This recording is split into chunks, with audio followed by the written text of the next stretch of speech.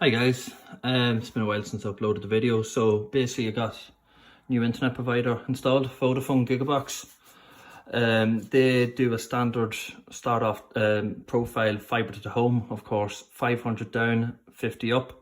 So just wanted to show you a real life situation of where speeds are actually important. So basically I'm downloading a operating system at the minute from the Cali website, trusted website. And you can see that this is actually averaging out roughly about 10 megabytes per second. Now it's saying 1 minute left. I actually started this download roughly about 2 minutes, 90 seconds ago. And you can see how much it's already downloaded. So what I'm going to do now is, on a wired connection on my 8-year-old laptop, is an Oakley speed test. Because I'm currently downloading, the speeds will be a bit slower than usual, but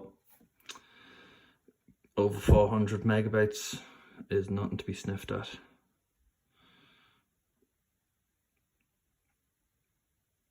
.430 while doing a download, a very large download, may I add. The iPhone XR that I'm currently filming off, I did a speed test on the Wi-Fi and it's actually given out about 300 megs. So pretty accurate speed test.